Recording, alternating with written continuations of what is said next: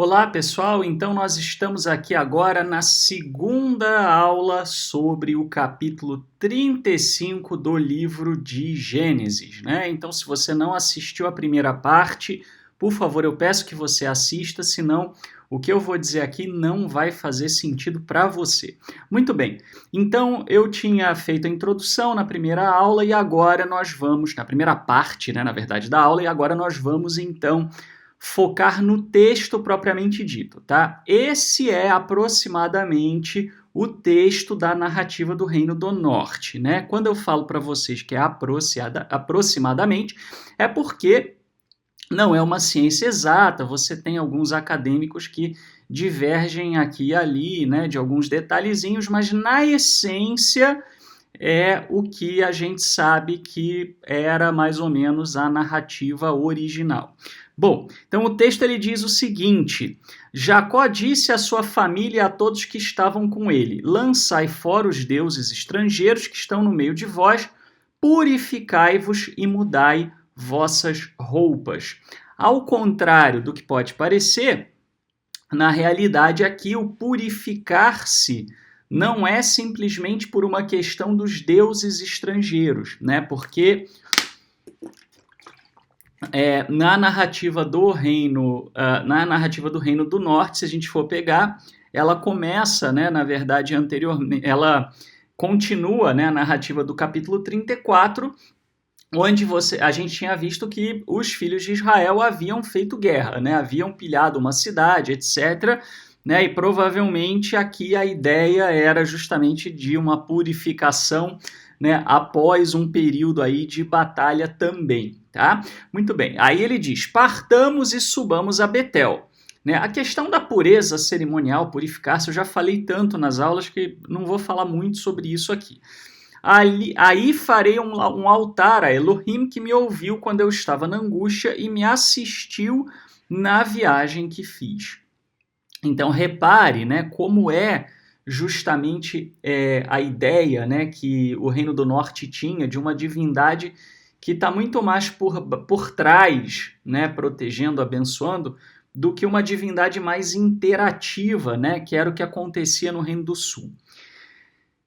Aí ele diz o seguinte, eles deram a Jacó todos os deuses estrangeiros que possuíam e os anéis que traziam nas orelhas, anéis ou argolas, né? E Jacó os enterrou sob o carvalho que está junto a Siquém. Tem um comentário até sobre isso, eu já vou me antecipar, né? Que a ideia, né, de brinco, né? Por que dá o brinco, né?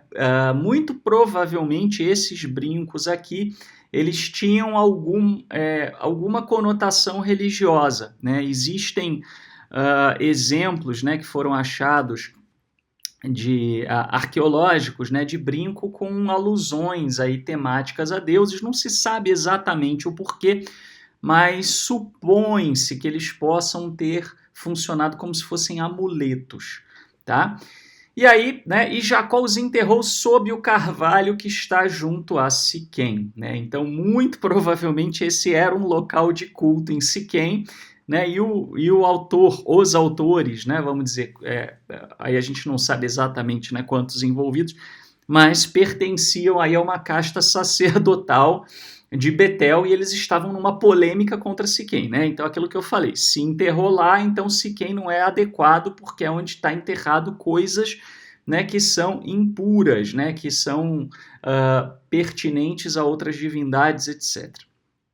Jacó chegou a Betel, ele e todos os homens que tinha. Lá ele construiu um altar e chamou o lugar, né, de El-Beth-El, né? Então seria, basicamente, aqui, né, a gente tem que interpretar como Betel como nome, né, e El aqui como a divindade. Então, né, para entender o nome do local, então seria o El de Betel, né? Então, El era um dos termos usados para a divindade entre, né, lá os cananeus. A gente viu, né, inclusive, que os israelitas eles tinham mais ou menos o mesmo sistema, né,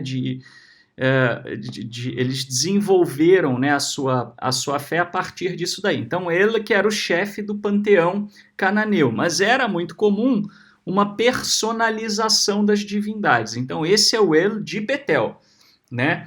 Betel, por sua vez, já teria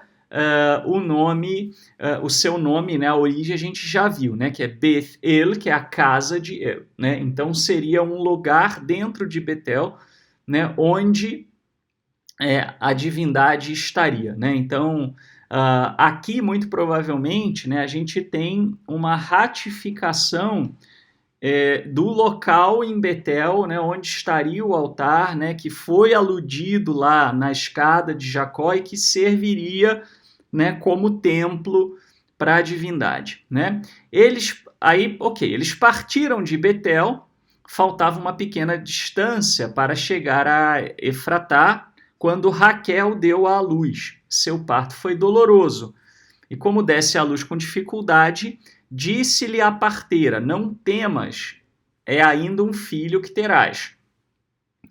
No momento de entregar a alma, porque estava morrendo, ela o chamou de Benoni, mas seu pai o chamou de Benjamim. Nós vamos falar sobre a questão desses nomes e o que eles representam daqui a pouco.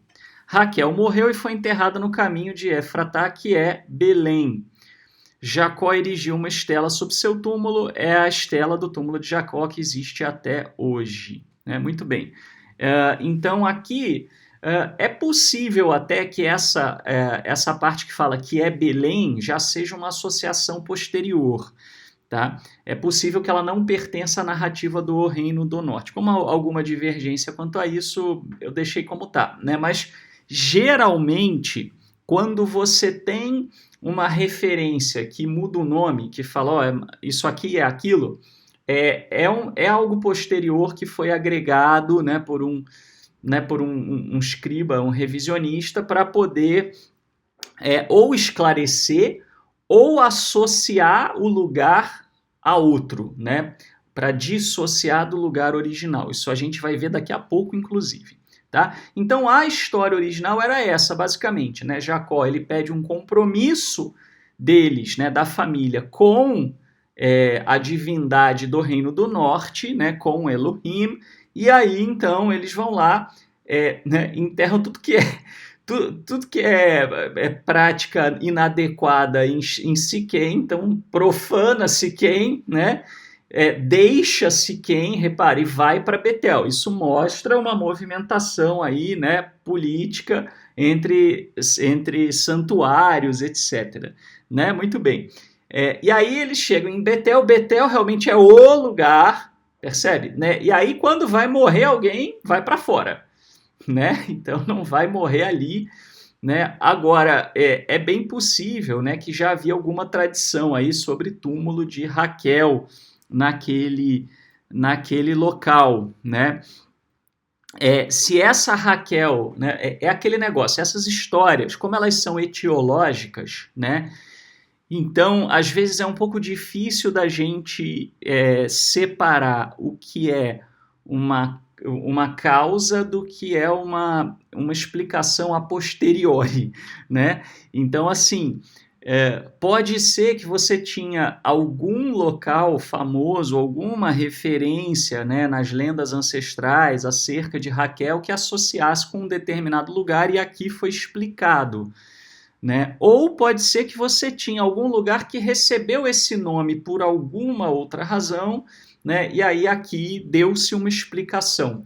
É muito difícil quando a gente fala de textos semitas antigos, a gente separar a historicidade do que é uma lenda etiológica, tá? Porque, como eu falei, já falei inúmeras vezes, não era da cultura deles se preocupar com essa diferença, é da nossa. Para a gente é importante, para eles não era.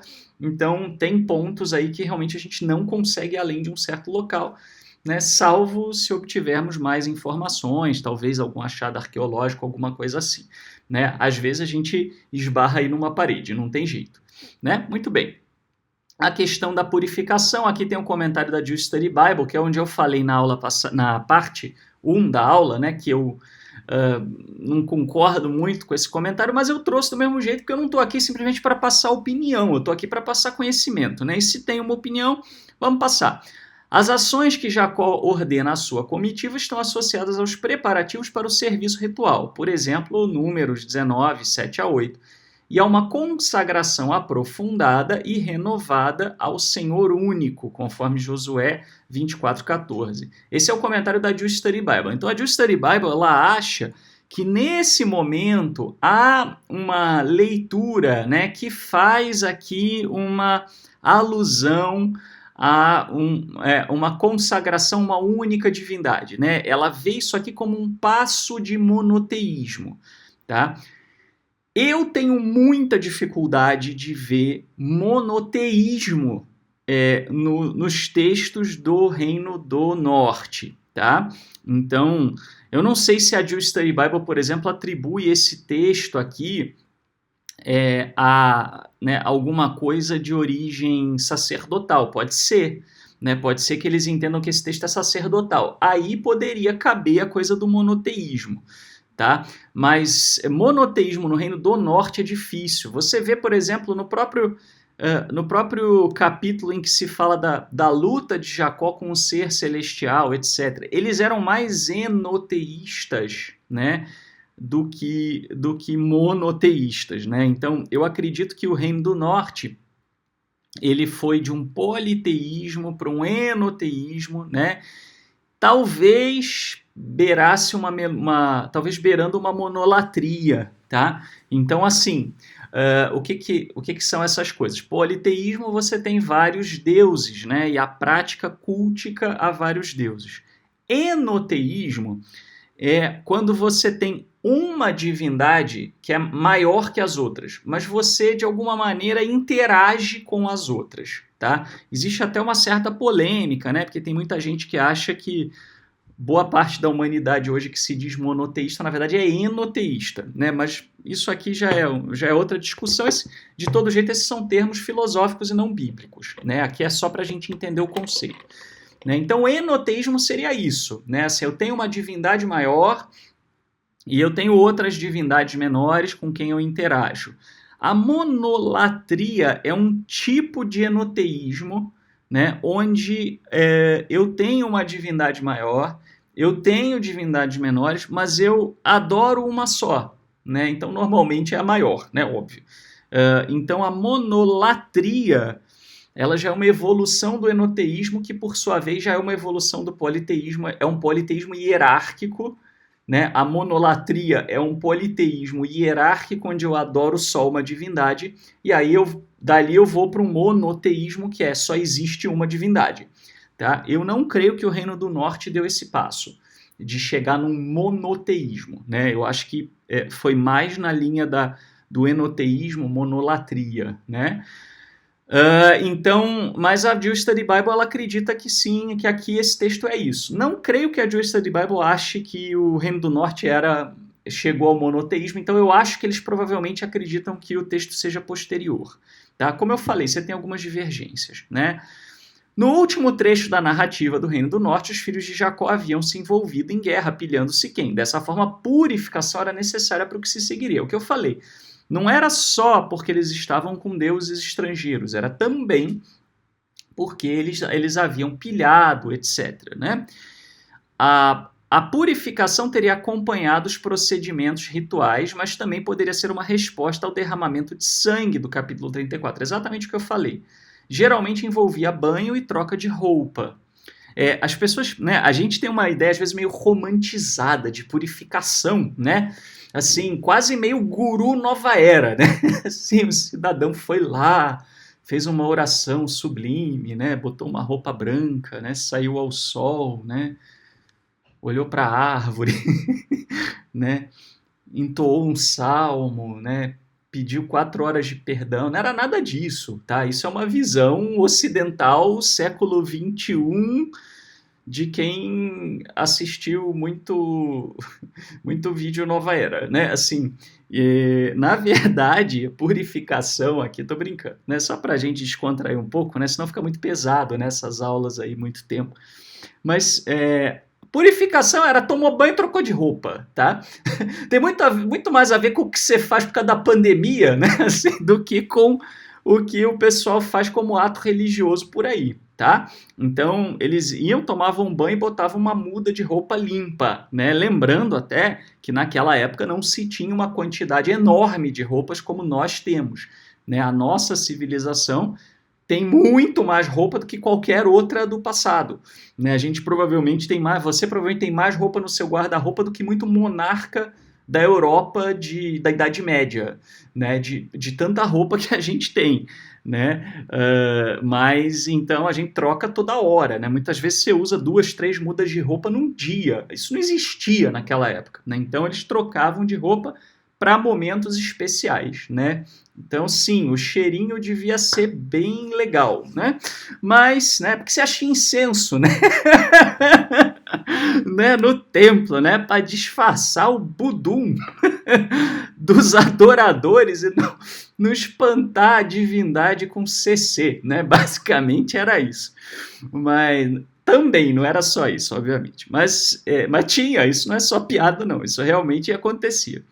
Então, a preparação para o culto e o ritual inclui o descarte de quaisquer sinais de lealdade a outros deuses. Então, eles descartaram tudo que pudesse aludir, né, a outras divindades ali, né? A ideia é justamente, eu estou assumindo um compromisso com uma divindade nacional. Eu não vou adorar outras divindades, né? Eu vou adorar aquela divindade exclusiva do meu reino, tá? Tudo isso ocorreu em Siquém, onde ocorreram os eventos do capítulo 34, cerca de 30 quilômetros ao norte de Betel.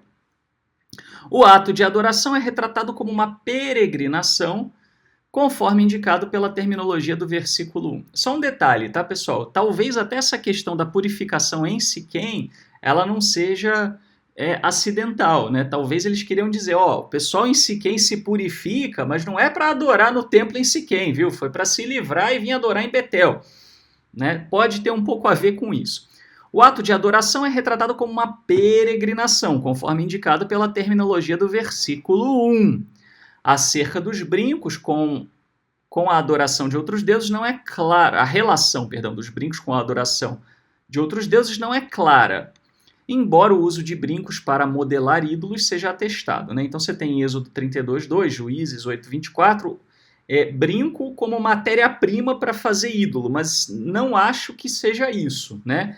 E geralmente fazem parte do saque de cidades saqueadas, nenhum deles parece oferecer uma explicação, né? A própria IVP fala que isso não parece explicar, né? O fato também deles terem pilhado a cidade e encontrado brincos lá não parece ter muito a ver. Já foi sugerido que os brincos fossem amuletos de algum tipo, até estampados com uma imagem de divindade, embora não haja evidências de brincos que sirvam a esse objetivo. É o que eu falei, né? Há, no entanto, um brinco como inscrição de dedicação a uma deusa do período terceiro de Ur, cerca de 2000 antes da Era Comum.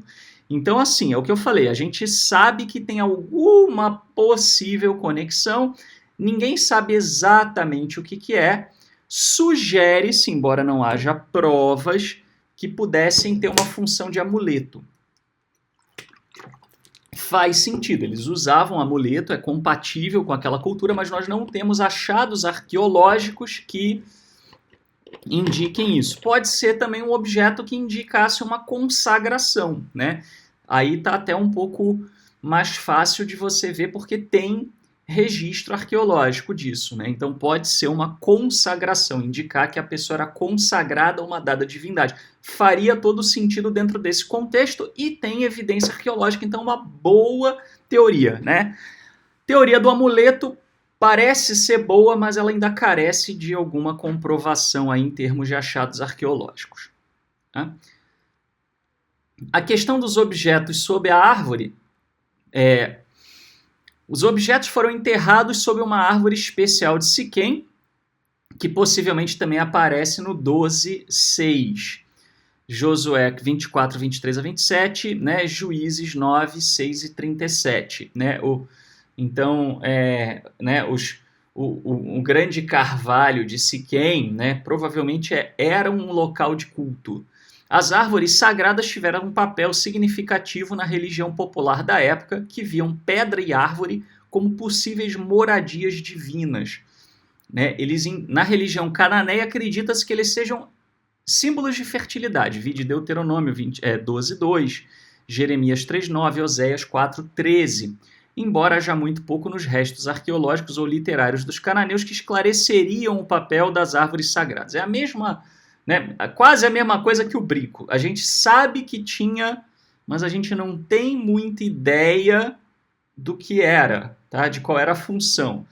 Né? A gente sabe que tinha a ver com fertilidade porque isso é bíblico, né? E de fato faz sentido eles acharem que havia uma alusão aí a divindades e árvores, porque a árvore é aquilo que dá fruto. Muitas árvores elas têm vida centenária, então elas sobrevivem gerações, né? Então associar isso com divindade para uma cultura primitiva não era muito difícil, né? Era fonte de sustento, fonte de vida, né? Vivia muitos e muitos anos, então associar que tinha uma divindade ali não era muito difícil, por isso você tem alguns registros, né? Por exemplo, eu trouxe aqui desse site Bible History Online, é um mural assírio que mostra o rei Sargão diante de uma árvore sagrada, né? Então esse camarada aí, né, diante do que seria uma árvore sagrada, né, para eles lá. Então, a ideia de uma árvore sagrada, né, tem muito a ver com isso, né? Possível até que a mitologia do Éden, né, de uma árvore que dava vida, fruto de imortalidade, etc., né, que não vem da Bíblia, vem dos sumérios. A Bíblia ela pega essa mitologia e dá uma conotação monoteísta, né, que é o objetivo. Eu falo disso no começo das aulas de Gênesis. Então, provavelmente tem a ver com isso, né? Com ver as árvores que viviam muito, que davam muitos frutos, que eram fonte de sustento, etc. Né?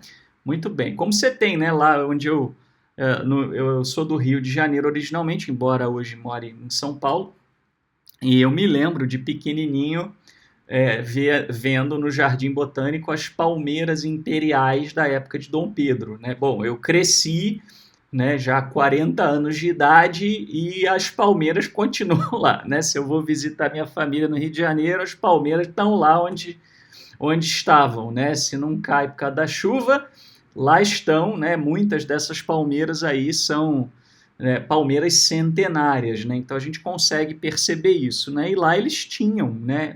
Tem muitas árvores aí que vivem centenas de anos, né? A questão de Siquém e Betel, né? O comentário do Dr. Tsemayoré, que eu gosto muito, né? Um grande exegeta da Bíblia hebraica, né? No texto dele, Jacob's Journeys, né? Ele diz o seguinte: observe as diferenças entre Siquém e Betel. Eu coloquei aqui um mapinha para vocês terem uma noção, tá? Diferença de 30 quilômetros, mais ou menos. Então você vê, mais ou menos, que era tudo muito perto, né? Betel para Jerusalém não dá muita diferença de distância com Betel para Siquém, né? E Belém, repara onde já tá lá para o Reino do Sul, né? Então, assim, tá fora do território do Reino do Norte, né? Por isso até que alguns acreditam que essa referência a Efratá já seja uma identificação posterior, né? Mas isso não é muito certo. Observe as diferenças entre Siquém e Betel, ambas destacadas na narrativa de Jacó, e as duas principais cidades do norte na época da composição do texto do Reino do Norte. Betel era um importante centro de culto no Reino do Norte. Siquém pode ter tido também o significado cultico, mas foi um status ao qual o texto do Reino do Norte fez objeção. É aquilo que eu falei, né? Tem uma polêmica contra Siquém, né? A explicação para a posição dessas cidades é que Jacó fundou o centro cultico de Betel em Gênesis 28, 10 a 21, mas que Siquém já era habitado por cananeus quando Jacó chegou lá. Isso faz com que Siquém fosse inadequada para se tornar um futuro centro de culto israelita, né? Então, de fato, né, Siquém é palco de coisa sangrenta, né? Siquém era uma cidade originalmente cananeia, né, onde está enterrado coisa de idolatria. Então você vê uma polêmica contra Siquém, que enaltece Betel como sendo a cidade israelita de fato, né? De fato, o texto contamina ainda mais Siquém, fazendo Jacó enterrar ídolos debaixo de uma árvore sagrada ali, né? Então a gente vê aí muito fortemente essa polêmica contra Siquém, tá? E aqui, ó, né, vocês certamente já repararam na imagem aqui, né, parece ser um felino aqui, né, nessa tábua, tá? E essa tábua é exatamente o que está sendo descrito aqui pela IVP Bible Commentary. Eu fui atrás da imagem da tábua, tá? A morte no parto não era uma incorrência incomum no mundo antigo, né? Falando já da questão de Raquel morrer no parto, né? A literatura de encantamento da Babilônia contém vários exemplos de feitiços para proteger a mãe e o filho no processo de nascimento, particularmente encantamentos contra Lamastu, o demônio que se acreditava atacar mulheres e crianças. Então era assim, né, pessoal? É o que eu falo. Assim, muita coisa que eles não entendiam, né, a dinâmica, eles atribuíam aos destruidores. Né? Destruidores seriam, né, o Shedim, vem de Shod, destruição. Né? Então, esse Shedim, né, que muitos depois vão associar com demônios, né, na realidade seriam esses seres que causam destruição. Né? E que muitas vezes, hoje a gente sabe que são fruto do quê? Né? Que eles precisavam de uma linguagem para falar disso. Né? Igual quando você tem textos bíblicos, né, que falam de lavar a mão, porque senão o demônio ataca. Né? O grande problema dos religiosos é que muitas vezes eles não conseguem enxergar além do dogma. Eles não entendem que, às vezes, uma dada linguagem era importante para uma época, mas à medida que a humanidade vai evoluindo e adquirindo mais conhecimento, a gente pode melhorar a nossa linguagem. Né? Então, assim, eles viam que se você estava com a mão suja e você comesse, você passava mal, podia morrer. Eles não sabiam, não tinha microscópio, não sabiam o que era micro-organismo, não conseguia ver bactéria, vírus, mas sabiam que tinha alguma coisa ali empírica por observação. A linguagem que eles deram foi essa, são demônios, entre aspas, né? São destruidores, são seres, forças destruidoras. Né? O problema é que aí a gente entende, legal, era isso aqui, realmente faz sentido, lava a mão, etc. E aí o pessoal quer ficar mordendo o osso do dogma, né? Assim, não quer largar o osso do dogma, mesmo quando a gente percebe e entende. Vou melhorar aqui a câmera de novo, ela sai do foco, ela tem um foco automático, às vezes ela sai do foco, acho que ela se encanta muito com a minha beleza. Minha mãe falou que eu sou bonito, eu acreditei nela, não tenho razão para duvidar da minha mãe, né? Uma opinião absolutamente isenta, né? Mas então, voltando ao que eu estava falando, né? Aí o religioso às vezes fica naquele dogma, e aí vive num mundo de paranoia por causa desses dogmas, né? Então, repara que eles sabiam que as mulheres tinham complicação no parto. A gente sabe hoje o porquê que é. Tem N motivos, né? Você pode ter uma incompatibilidade genética entre os parceiros, né? Você pode ter uma gravidez de alto risco por causa de idade, por causa de carência de vitamina, né? Problemas talvez até problemas até relacionados à própria ortopedia, anatomia, né, etc. Né? De repente a mulher tem uma passagem, né, uterina muito pequena, o filho é grande, enfim, tem tanta coisa. Né? Mas então o ser humano, né, o neném humano, ele nasce, né, muito grande, com cabeção por causa do cérebro, né, que a gente tem, e é uma coisa bem arriscada. A gente sabe, né, que o parto ele é um momento de maior risco para a mulher. Né? Naquela época que você não tinha todos os recursos que a gente tem hoje, mulher morrer na gravidez ou criança morrer na gravidez era a coisa mais comum do mundo. Né? E aí eles achavam, então, né, alguns achavam aí que tinha, né, essa questão aí desses demônios, etc. Né? Isso não está dizendo, obviamente, no texto, né? Mas a gente percebe que tinha realmente muita mortalidade, né? Por conta desses registros aí. Então, a ideia, né, de alguém morrer no parto dá uma ideia de alguém com uma sorte ruim, né? Ou que o filho tem uma sorte ruim. Né? E tem tudo a ver com Benoni, né, o filho da miséria, do sofrimento, da desgraça, né? Lógico que a gente sabe que essa narrativa não é histórica, não é literal, né? Mas por que isso, né? Vamos lá, vamos entender então. Raquel nomeia seu filho quando ela morre, dando um nome que reflete seu sofrimento. Era costume que as circunstâncias ao redor do nascimento servissem como ocasião para o nome, né? Então, esse negócio de dar nome baseado nas circunstâncias do nascimento era muito comum. Nesse caso, Jacó muda o nome, como era o direito do pai. Benjamim pode significar filho da destra, da mão, né, da mão direita, indicando um local de proteção. Ou filho do sul, uma vez que os israelitas se orientavam para o leste, o sul estava à direita. A IVP Bible Background Commentary, ela é acadêmica, mas ela é uma obra muito interessante. Ela tenta não pisar no calo dos religiosos. Eu não tô nem aí, né? Mas a IVP, ela tem essa preocupação. Então, ela fala, isso pode aludir, né? É óbvio que o nascimento de Benjamim é etiológico, isso não aconteceu como um fato histórico, né? Muito provavelmente os benjamitas, eles eram vistos como sendo pouco afortunados, e isso inspirou a ideia de uma mãe que morre no parto, tá? Que era um infortúnio muito grande, né? Então, por que os benjamitas eram vistos como menos afortunados, né?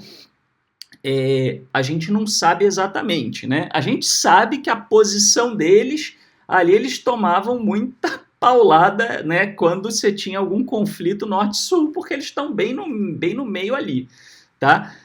Mas não é necessariamente isso. Pode ter acontecido alguma coisa com eles que a gente não sabe exatamente, pelo menos eu não encontrei. Se eu encontrar futuramente, eu prometo que eu trago para vocês, mas eu não encontrei qual é a razão, porque assim, né, muitas vezes a gente tem que fazer um processo de reconstrução da história que é quase como o CSI, né, aquela coisa de você fazer uma investigação quase forense, né, porque falta documentação. Então você tem que juntar pecinhas aqui e ali. Nem sempre esse quebra-cabeça é fácil. Mas muito provavelmente eles ganharam um apelido de serem azaradões, né? De serem menos afortunados, né? Daí vem Ben-Oni, né? Filho do infortúnio, né? Do sofrimento, da miséria, da desgraça, etc. Né?